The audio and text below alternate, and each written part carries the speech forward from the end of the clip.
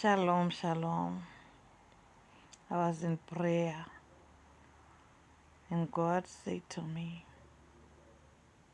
He showed me men of God and man in particular.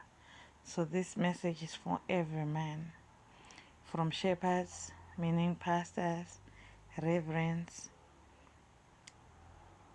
and every man. And God said, tell them to die in sins. Tell them to die in lust.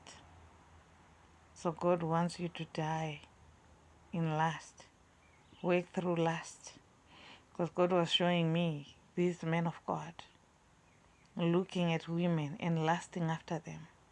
And these men are quite married. And these men were just dying, looking at other women passing by. And God said that message. I'm going to read from Deuteronomy 8, verse 2 and 3. And you shall remember all the way which the Lord thy God led thee these 40 years in the wilderness, to humble thee and to prove thee, to know what was in thine heart, whether you would keep his commandments or not. And be humble.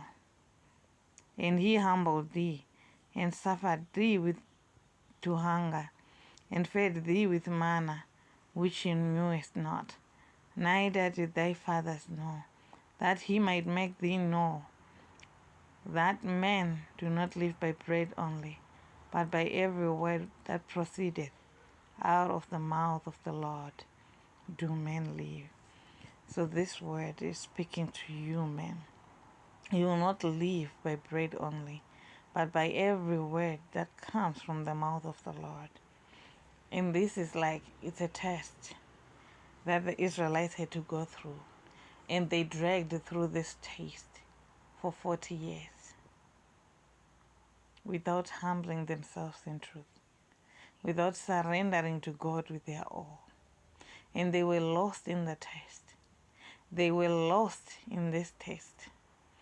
They failed the test so many times, leading some of them to death, leading some of them to fail to enter the promised land, leading some of them to keep on murmuring, but still not being filled in their hearts with the love of God, because they didn't see and believe and praise and worship God for what He was doing for them. But instead, they were still thinking of going back to Egypt. Instead of thanking God and praising Him and worshiping Him, they kept on relating to the way they were living in Egypt as a better way. They didn't see the miracles that God was doing for them as good things, as the best life that God has provided for them. They didn't see all that. They kept on sinning. They kept on murmuring. They kept on wanting to go back into captivity. They saw captivity as better than the Canaan they were promised that they were heading to.